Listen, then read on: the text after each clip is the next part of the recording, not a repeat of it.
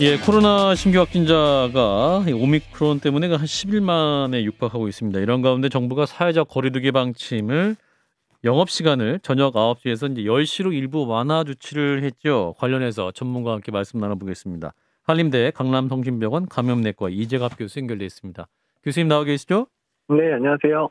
예, 자 오늘 정부가 사적 모임 인원 숫자 6명 그대로 두고 영업시간만 1시간 연장을 했습니다. 자 오늘 정부의 판단 어떻게 들으셨습니까? 일단 이게 거리두기를 완화한 것도 아니고 또 거리두기를 강화한 것도 아닌, 그러니까 이두저도 아닌 상황을 이제 만들었는데, 예. 근데 사실 어느 누구도 만족할 수 없는 이제 거리두기 완화책이거든요. 근데 예. 다만 지금 상황이 이제 계속해서 확진자 규모도 늘어나고, 또 우리가 또 이렇게 많은 확진자가 나오는 거를 사회적으로 한 번도 본 적이 없는 상황인데, 지금 상황에서 뭔가 완화라는 그런 메시지를 전달한 것 자체가 저는 문제라고 생각을 하고 있습니다. 예. 그러니까 지금 소상공인들의 눈치도 봐야 되고 또 방역 상황도 지금 고려해야 되고 하다 보니까 이도저도 아닌 그런 조치가 나온 것 같은데 그래서 아예 그 민주당에서는 3차 접종자들은 밤 12시까지 그 활동할 수 있게 해라, 연장해라 이렇게 주장하고 있거든요. 이런 주장은 어떻게 듣고 계십니까, 교수님? 그러니까 지금 뭐든지 간에, 그러니까 뭔가 방역을 완화하는 그런 사인을 주는 것 자체가 아하. 전체적인 확진자 규모에 상당히 영향을 줄 수 있는 상황이거든요. 예. 그리고 솔직히 말씀드리면 3차 접종자들에게 영업시간을 연장한다고 한들, 그러니까 그 부분이 또 얼마나 이제 자영업 하시는 분들이 도움이 될지 솔직히 잘 모르겠어요. 아. 그래서 그런 부분들로 계속해서 이제 뭐 질병관리청이나 보건복지부를 당에서도 흔들고, 또한 뭐 국민의힘 쪽에서도 뭐 거리두기는 문제가 있다라고 얘기하면 흔들고, 뭐 이런 식으로 되는 상황들이 되어버리면 지금 오히려 현안에 대응하면서 일단은 늘어나는 확진자를 어떻게 관리할 건가, 또한 늘어나는 그 총 피크나 이런 부분들이 명확지도 않고 중증 환자도 늘어날 수 있는 상황에서 예. 방역 당국이 선택할 수 있는 경우의 수를 제한하게 하는 역할들을 하고 있거든요. 모든 후보들이 지금. 예. 교수님 그래서 지금 예. 죄송합니다. 말씀하십시오. 예. 예, 예. 말씀하신 것 같고요. 김 소장이 질문하세요. 예. 네, 교수님 그 지금 현재는 그러니까 일반 국민의 입장에서는 그런 거죠. 제 주변에도 이제 오미크론은 걸리는 사람이 꽤 있거든요.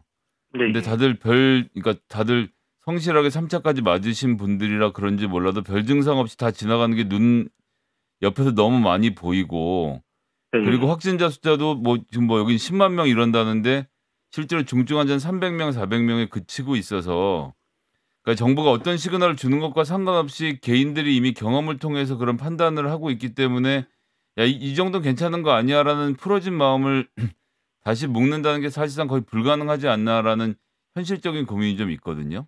어떤 사실 뭐 말씀들 예, 주시겠습니까? 뭐 그런 고민들은 당연히 할 수가 있고, 예. 사실은 중증 환자 규모가 낮으니까 의료 체계도 버틸 거다라고 생각을 하시는데, 예. 다만 제가 말씀드린 거는 숫자 자체가 주는 사회적인 영향인데요. 지금 솔직히 한번 병원에 그 친구가 있으시면 병원에 물어보십시오. 지금 병원 상황이 어떤지.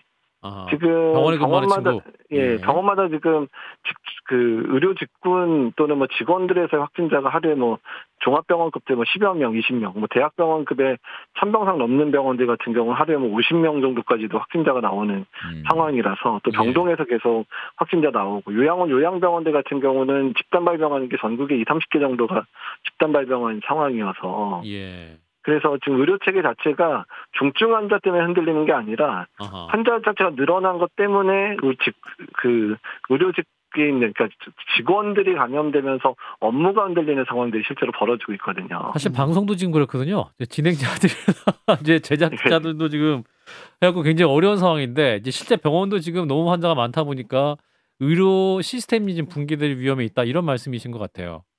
예, 그렇습니다. 사회 필수 시설에 해당되는 사람들의 지금 10만 명 이제 넘었는데 이 정도 수준이면, 예. 만약에 유행이 더 커져서 20만 명, 30만 명인 상황들, 그렇게 되면 하루에 20만 명이 확진되면 일주일 동안 자가격리를 한다 그래도 이제 140만 명이 일시적으로 자가격리가 되는 상황이 벌어지게 되거든요. 예.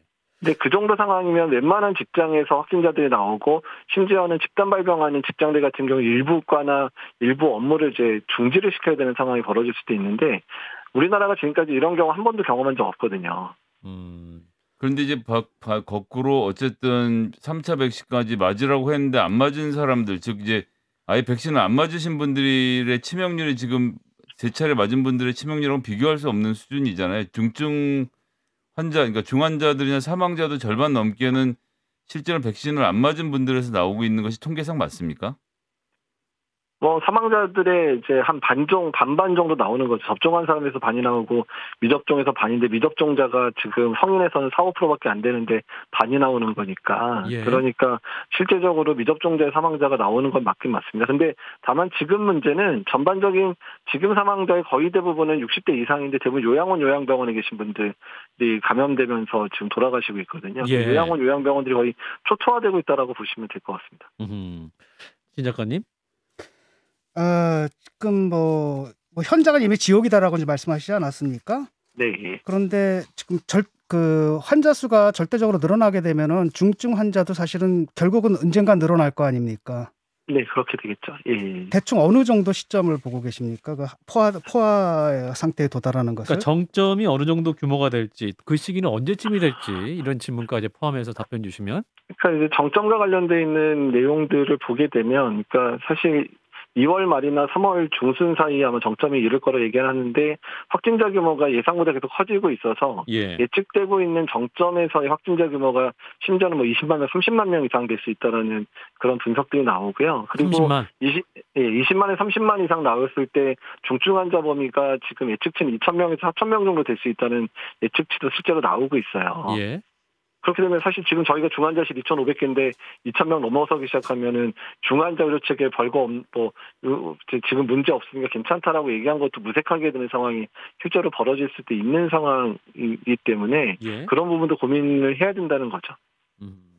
그래서 저희가 사실 거리두기를 완화하지 말자라는 얘기라는 게 아니라 예. 적어도 다른 국가, 유럽이나 미국이나 이런 국가들도 정점에 이르렀다가 떨어지게 되면 그때 거리두기나 여러 가지 방역 상황을 완화시켜도 오미크론 자체가 많은 사람을 감염시켜서 전체 인구 집단에서의 면역 상황을 이렇게 이제 올려놓기 때문에 다시 악화되는 부분이 보이질 않거든요. 미국이나 예. 영국 상황을 보더라도. 네. 그래서 저희는 지금이 아니라 정점을 찍고 나서 그때 완화 논의를 해도 늦지는 않다라는 걸 얘기하는데 예. 어느 국가가 지금 상승 가고 있는 상황이 나빠지고 있는 상황에서 그리고 중환자가 얼마나 발생할지도 모르는 상황에서 지금 완화책을 논의하는 국가가 어느 국가인지 모르겠다는 거예요. 그러니까 교수님의 핵심 요지는 지금 정점이 아닌데 왜 자꾸 그 방역 조치를 완화하려고 하느냐 이런 말씀이신 것 같은데 반대로 그러니까 K 방역의 역설 예. 얘기도 나와요. K 방역의 역설. 그러니까 우리가 지금 접종도 많이 했고 방역도 잘해가지고 이 다른 나라에 비해서 또 이 정점까지 가는 속도가 많이 느리다. 그래서 언제 또 정점이 되냐. 그래서 또 이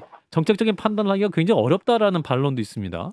아니, 그러니까 근데 그 상황에서 그러면 지금 완화를 해서 정점을 더 빠르게 해가지고 더 많은 확진자가 더 빠른 시간에 발생하는 걸 원하신다는 얘기인지 모르겠어요.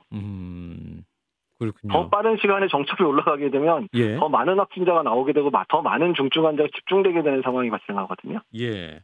그러니까 어떤 상황에서도 완만하게 꺾어서 완만하게 떨어지는 방식으로 가지 않으면 어느 사회나 아까 지금은 사실 뭐 의료 측의 문제보다는 지금 당장은 사회 자체가 이제 영향을 받을 수 있는 상황인데다가 그 상황 자체가 의료 체계도 흔들 수 있는 상황이 그러니까 되는 거거든요. 만약에 정점까지 이르렀는데도 불구하고 뭐 정말 중환자가 많이 발생하지 않고 이런다 그러면 그때 풀어도 늦지 않아요. 근데 지금 그 정도 올라갔을 때 중증 환자 얼마나 될지도 예상도 안 되는데 지금 풀어가지고 정점을 더 키우겠다고 얘기하는 거는 어불성설이라는 얘기죠.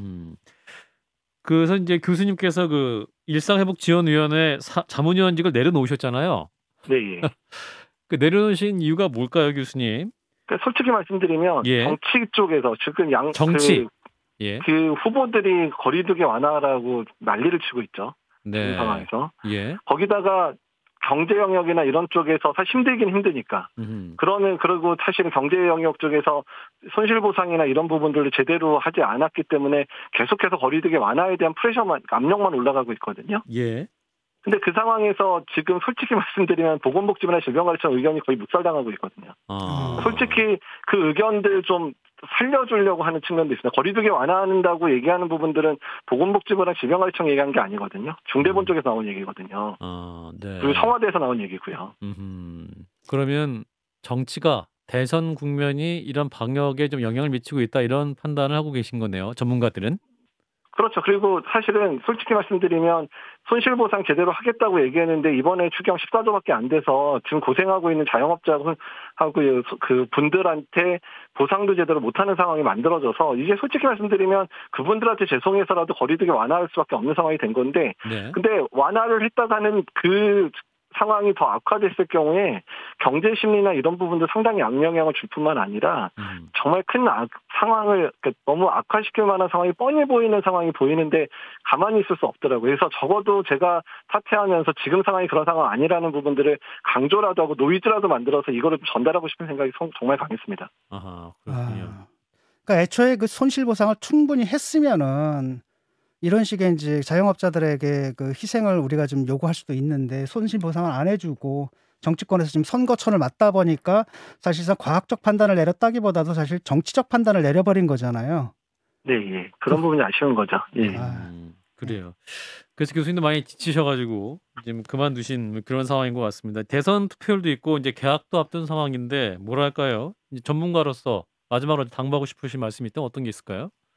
사실 어떤 위기 상황 속에서도 시민들의 자발적인 참여를 통해서 어떻든 위기를 이겨냈었거든요. 예. 이번에 위기가 커지더라도 시민들이 또 알아서 또 본인 스스로의 건강을 잘 지키시면서 어떻든 이겨낼 거라고는 보거든요. 예. 근데 다만 시민들이 혼란스럽게만 안 했으면 좋겠고 시민들이 어떤 행동을 하면 되는지만 커뮤니케이션을 제대로 해서 시민들이 건강하게 이 위기를 이겨낼 수 있게 정부가 좀 바른 방향을 잡아주셨으면 좋겠습니다. 예, 정부 배세에 좀 더 분명하겠다 이런 말씀이신 것 같아요. 네, 말씀 여기까지 드릴게요, 교수님. 고맙습니다. 네, 감사합니다. 네, 한림대 강남성심병원 감염내과 이재갑 교수였습니다.